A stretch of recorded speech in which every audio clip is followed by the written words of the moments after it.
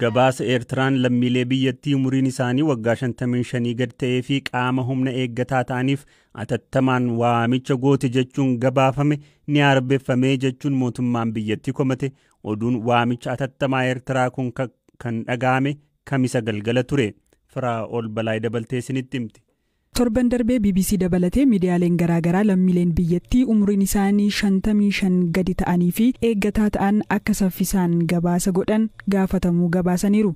Maddeen BBC'n dubbisee fi maqaan isaanii akka dhahamu hin feene akka jedhanitti baay'een isaanii torban darbee gaafa jimaataa magaalaa guddoo biyyattii Asmaraatti akka walitti qabaman ibsaniiru. Ministeerri odeeffannoo Eertiraa obbo Yemaana Gabra Masqal garuu miidiyaa Jarman Alrich Koppel jedhamu waliin turtii taasisaniin waa'ee humna eeggataa fi waamicha taasifame jedhu irratti komii ibsatan. Beekaa dhugaan akka laaqamuu fi akka dhukkubsatu ta'eera jechuun himan.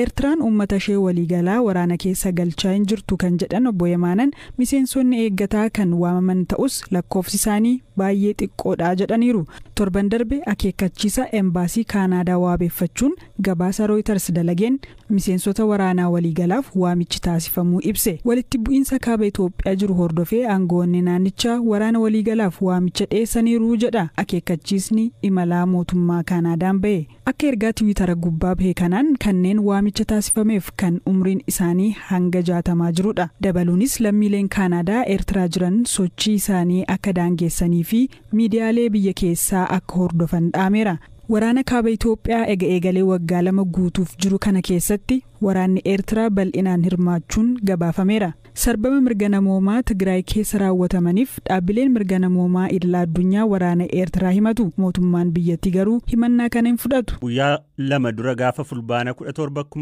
2022 Itiyoo Teleekoom tajaajila siim kaardii dijitaalaa eSIM jedhu jalqabeera. Namni bilbila moobaayilii isaa siimii dijitaalaa kana fudhatu wiirtuu dhaabbatichaa Finfinnee naannoo Charchal dhaquun tajaajila argachuu danda'a jedheera. Itiyoo Teleekoom fuula Tiwiitaraa isaa irratti Roobeeraa Girmaa injiinara sooftuweerii yoo ta'u namoota tajaajila kana dursanii bitatan keessaati. Maaliif siimii kana fayyadamuu barbaaddee jechuun waa'illi koo Eliyaas hordofaa dubbiseera. Nuuni kaampaaniin keenya akka kaampaanii arjaatti weebsaayitii adda addaa maal in hojjenna. Gaafa kun hojjedhu kireediitiidhaan kaffaluuf gaafa jennu biyya kana keessatti kaampaaniin intarnaashinaal baankiing siistamiin hin jiru. Kanaaf waan intarnaashinaal taate fayyadamuu dandeessu akkuma fakkeenyaatti sii kaasuu ka'uti kana. Kanaaf gaafa gara eSIMiitti dhufu tajaajila kana jalqabneerra gaafa teeleen jedhanii dafeen deeme namni na durse tokkoyyuu hin jiru. Sababii isaa bilbilli koo kana erga fayyadame an kana fayyadamuu hin danda'a jedhee bilbila iPhone'iin fayyadamaa dhaqeena akkan fedhii kana qabuun ilaalee akka dingataa yeroo sana teestii irra jiru dhugaa dubbachuuf teestii irra gochaa jiru bilbila kootti naagashanii baay'ee salphaadha. eSIMiin baay'ee salphaadha. Dhugaadha gammachuun koo baay'ee olaanaa ture.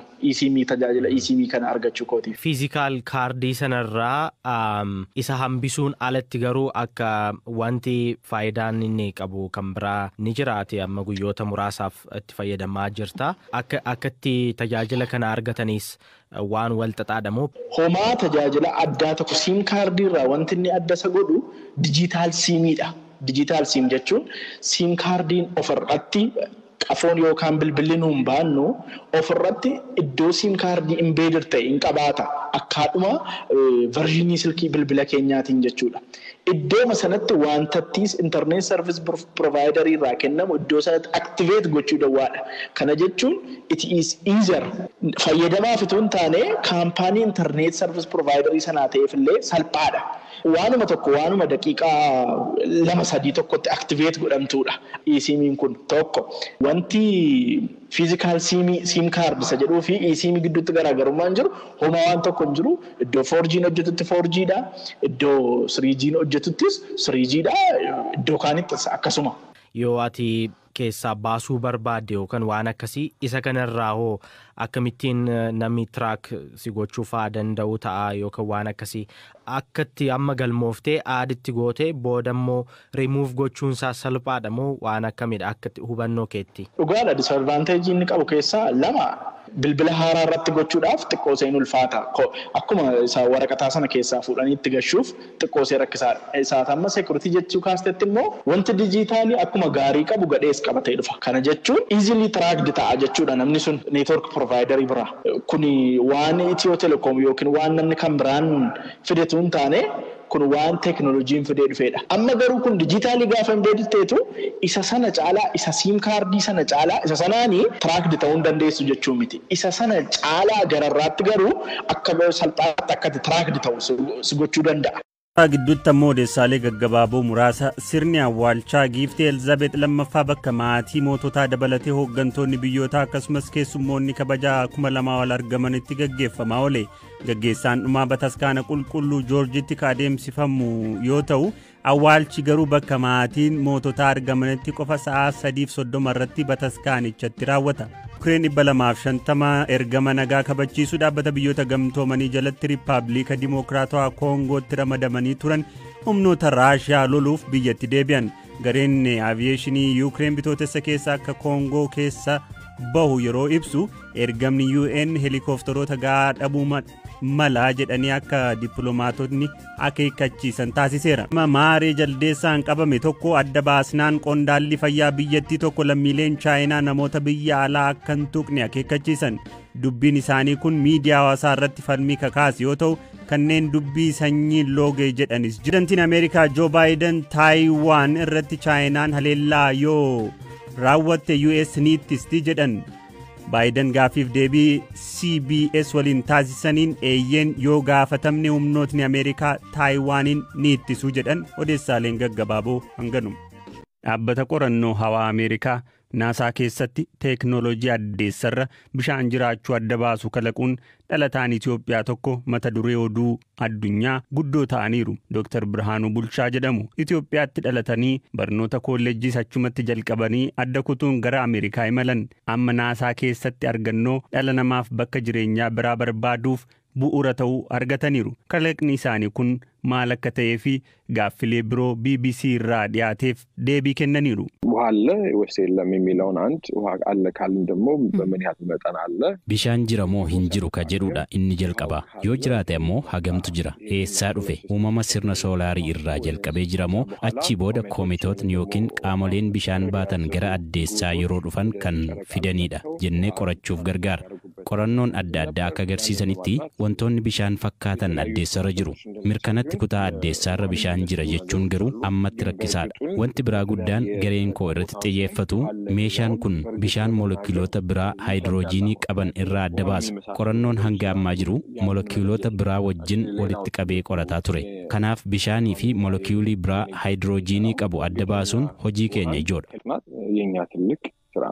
Ijoollummaarraa eegalee fedha qo'annoo urjiileef hawaa akka qabaachaa turan ka himan saayintistiin kun kalaqni isaanii kun gara waggaa 8 fudhachuu fi ergama qorannoo addeessaaf hojiileen dabalataa ammas kan barbaachisan ta'uu dubbatan. ብዙ ዓመት ፈጅቷል. አሁንም ገና ብዙ የሚቀሩ waggaa baay'ee fudhateera. Ammas hojiileen hojjetamuu qaban ka hafan jiru. Yaada isaarraa qabee hojiin hanga ammaa gara waggaa 8 fudhateera. Ammas ergama addeessaaf kalaqa kana qopheessuun hojii baay'ee gaafata. Ergama addeessaaf propoozaala eegaa jirra. Ji'a dhufu keessa propoozaaliin eegamu dhiyaannaan hojiin ergamaaf gahaa isa godhu ni hojjetamu. ዝግጅት የሚሆኑ ስራዎች ይጀምራሉ. Ofii dhala namaaf akkasumas hawaasa saayinsiif argannoon kun hiika maalii qabaa jennee gaafanne.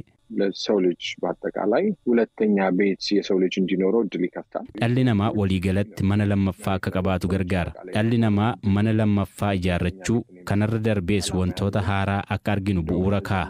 Akka saayintistii tokkootti akka nama qorannoo hawaa irratti hojjetuutti adeemsa guddaa tarkaanfii guddaadha. እንደሚሰራ ሰው በጣም ትልቅ ሂደት ነው፣ ትልቅ ስቴፕ ነው። Waa'ee dhalootaa fi guddina isaanii immoo kana jedhu. እኔ እንግዲህ ኢትዮጵያ ነው ተወልጄ ያደግኩት አዲስ አበባ Ani gaa Itoophiyaattiin dhaladhee guddadhe. Addis Ababaatti barnoota sadarkaa tokkoffaaf lammaffaa achumattiin baradhe. Barnoota kooleejii achitti eegaleen gara Ameerikaa dhufe. Ergan as dhufee digirii jalqabaa kan hin baradhe fiiziksii fi injinariingiidha. Digirii jalqabaa yeroon baradhu fedhiin ijoollummaadhuma ana keessa jiru hojii kalaqaa ture. Rakkoo furuun baay'ee natti tola.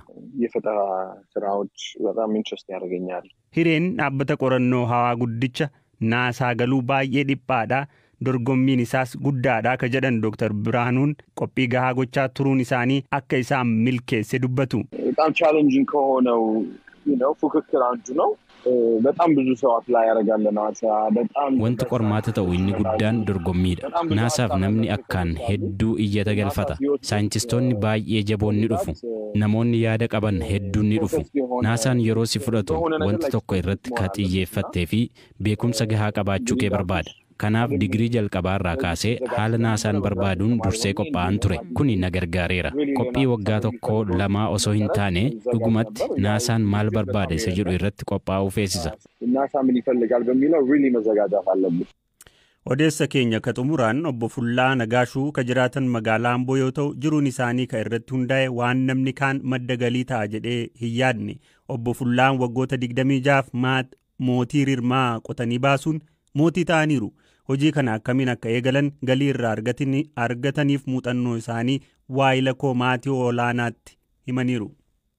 hojii isaa kunoo garma garii isaan beeketu malee qofforee isaa argaa sanyii isaan beekaa sanyii isaa sana sanyii aydata shan wayii qabdi isumaan haalli ishee qofforee ishee argaa ka dhalaaf kormaa qabdi dhalaaf kormaa keessatti immoo manni ishii kophaadhumaa qorichi hin galu mana ishii sana qorichi seenu akkasumatti egaa garii ishiitiin qofforee ishee argaa kaalmako.